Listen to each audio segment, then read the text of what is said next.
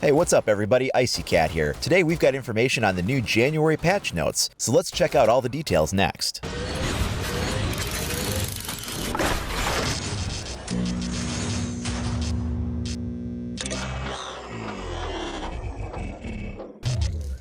So Ubisoft has announced that they're doing the patch for January in two phases. Version 1.2 drops on the PC today, and that's going to be exclusively to PC. The console January patch will come on the 14th for version 1.2. The reason for that is party certification for Microsoft and Sony. PC doesn't have to worry about that. They can deploy that faster, and they want to get that out the door as soon as they can. Microsoft and Sony certification is just going to take a little bit extra time, so that's why that delay. Version 1.3 will be dropping mid-January for PC and end of January for console. Then in the beginning of February, we'll have Update 2.0, which is the opening of the Season 1 content for Black Ice, where we'll get the new map and some new operators and some things like that. Here's what we've got going on in the 1.2 patch notes. They've said that they're doing hit registration improvements and updated tick rate. We're also getting data center selection now possible if you're on PC. That's just for now. Again, the certification process is longer. They want to bring this over to the consoles as well, but it's just right now it'll be on the PC and just a little bit longer for the consoles.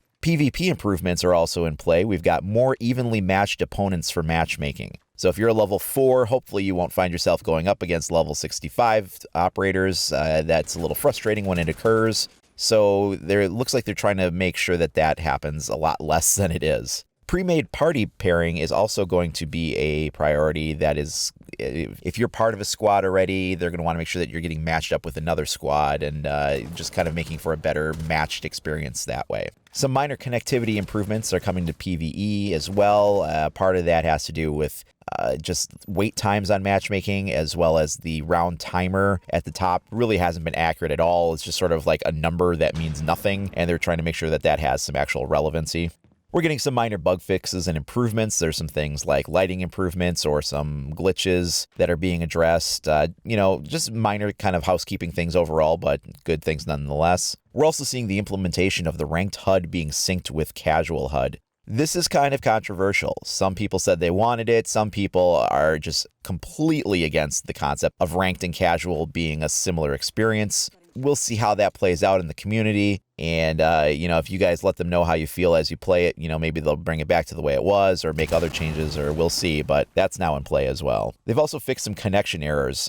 So we've got a full fix for error 1000B. Of course, that's actually a longer string of numbers there, but I'm just kind of saying the end of it there for fast reference. There's also a partial fix for error 41, which many of us are familiar with, as that's the one that results in a loss of connection from a game, and it's a very frustrating one. We don't know exactly what's in play for version 1.3, but Ubisoft also released a separate blog post which talked about the general vision of what they're doing for January outside of the patch notes. And they said some areas where they're focusing on is really nailing down this error 41. So we've got a partial fix for it now, and they're going to continue to work on it. They know it's a priority. I think that's the biggest thing getting in the way of the game's success right now, is the fact that players will try to get on, they'll be booted from matches, they'll lose connection, and it's a very frustrating thing. They know that that's top priority, and I think that that's just going to be a main focus for stability. They're working on synchronization issues as well. There's a lot of problems with that recently over the holidays. Matchmaking times they're trying to improve, so we're not spending as much time in the menus and we're actually getting into the game more. They're also working specifically on an exploit where defenders can go outside during the drone phase. Now, it doesn't sound like they had time to implement that for 1.2, hence why maybe the 1.3 update is coming a little later. They did have something specific, I think, in the canal map where they were trying to address a glitch, but